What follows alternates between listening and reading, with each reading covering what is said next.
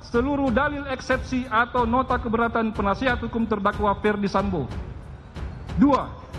Menerima surat dakwaan penuntut umum nomor register perkara PDM 242-JKTSL-10-2022 tanggal 5 Oktober 2022 karena telah memenuhi unsur formil dan material.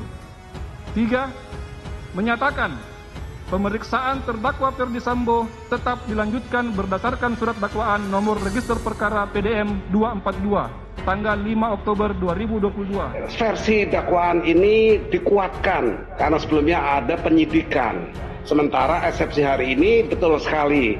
Ini saya menyebutnya sebagai mencuri start. Dan ini kalau betul-betul mempengaruhi hakim yang tidak terjadi seperti yang sesungguhnya, maka ada contempt of court. Jadi itu yang paling utama. Yang karena dia tidak berwenang untuk mengadili itu dalam putusan sela harus diputuskan terlebih dahulu. Tetapi terkait dengan eksepsi material yang diatur dalam pasal-pasal lain, pasal 156, itu sangat sulit sekali untuk bisa diterima majelis dalam putusan sela dan dikabulkan.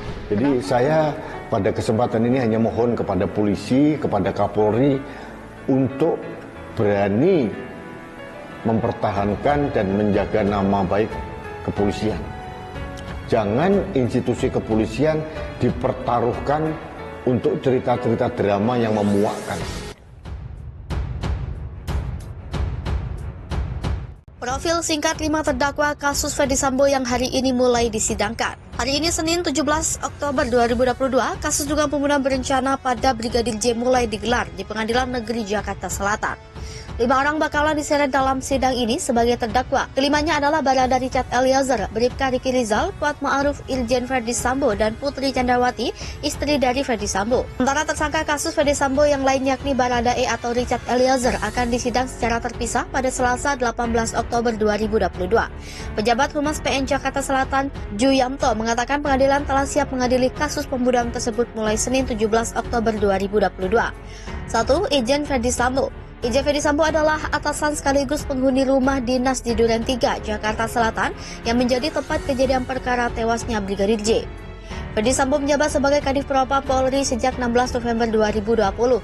Ia juga menjadi kepala Satgasus yang kini telah dibubarkan. Pria kelahiran baru Sulawesi Selatan 19 Februari 1973 ini merupakan lulusan Akademi Kepolisian tahun 1994. 2. Putri Chandrawati. Putri Chandrawati ditetapkan sebagai tersangka setelah pemeriksaan mendalam dengan Scientific Crime Investigation. Wanita berusia 49 tahun ini merupakan anak dari seorang pensiunan Jenderal TNI dengan pangkat Jenderal Bintang 1 atau Brigadir Jenderal. Tercatat Putri mengenyam pendidikan kedokteran dan memiliki gelar sebagai dokter gigi.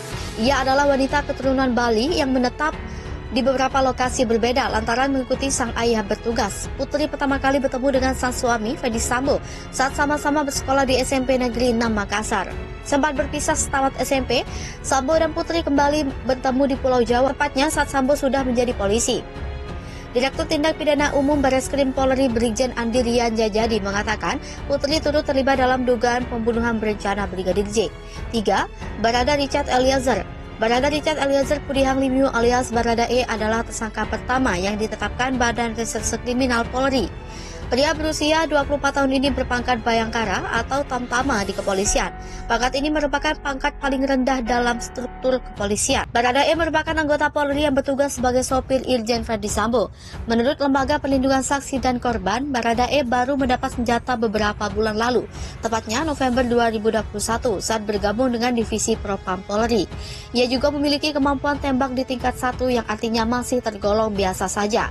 Kepala Bareskrim Polri Komjen Agus Andrianto menjelaskan peran Barada E dalam kasus ini adalah sebagai eksekutor penembakan Brigadir J atas perintah Sambo. 4. Bribka Riki. Tersangka selanjutnya yakni Bribka Riki Rizal atau Bribka RR yang juga ajudan dari Irjen Ferdi Sambo. Riki Rizal Wibowo merupakan anggota Polri berpangkat Brigadir Kepala atau Bribka yang masuk dalam daftar TSK. Bribka RR tercatat sebagai anggota Satlantas Polres Brebes.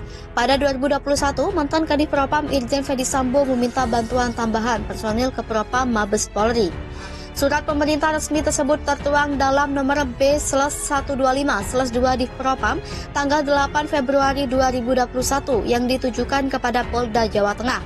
Penetapan Bribka RR sebagai tersangka lantaran perannya untuk turut membantu dan menyaksikan penembakan Brigadir J.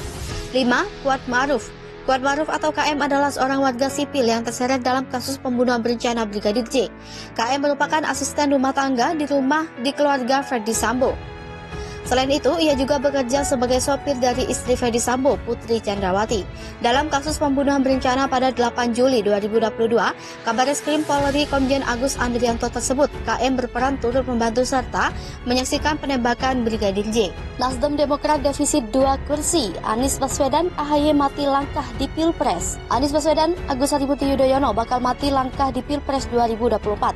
Koalisi Partai Nasdem dan Partai Demokrat defisit 2 kursi di parlemen untuk dapat mengusung Capres-Cawapres maju di Pilpres 2024. Partai Keadilan Sejahtera yang diharapkan gabung ke koalisi ini masih berpikir 2 kali. Bahkan muncul spekulasi PKS gabung Koalisi Indonesia Bersatu untuk Pilpres 2024. Potensi 3 poros pada Pilpres 2024 yakni Poros 1, PDIP 128 kursi, Poros 2, Koalisi Gerindra PKB, Gerindra 78 kursi, PKB 58 kursi, total 136 kursi. Poros 3, Koalisi Indonesia Bersatu, Golkar 85 kursi, PKS 50 kursi, PAN 44 kursi, PPP 19 kursi. Total 198 kursi. 3 semester lagi Pilpres 2024, ekskalasi politik Capres-Cawapres kian memanas. Sorotan publik ke Partai Nasdem yang mendeklarasikan Gubernur DKI Jakarta Anies Baswedan sebagai calon presiden. Ketua Dewan Pembina Laskar Ganjar Puan Muhtar Muhammad menilai langkah Nasdem yang telah mendeklarasikan Capres 2024 penuh dengan resiko. Alasannya, kata dia, pertama seharusnya partai politik bicara tiket Capres melalui koalisi partai politik baru, kemudian mengusung Capres atau Cawapres seperti yang dilakukan PDI Perjuangan, KIB, dan Koalisi Gerindra PKB. Kedua, saat ini Nasdem mempunyai 59 kursi legislatif dan telah mencalonkan Anies Baswedan sebagai capresnya. Sedangkan untuk memenuhi presidensial threshold butuh 115 kursi atau 20% kursi di DPR RI. Alasan ketiga, kata dia, Nasdem dan Demokrat masih butuh satu partai untuk melengkapi presidensial threshold 115 kursi dan mengarah ke PKS untuk melengkapinya. Alasan keempat menurut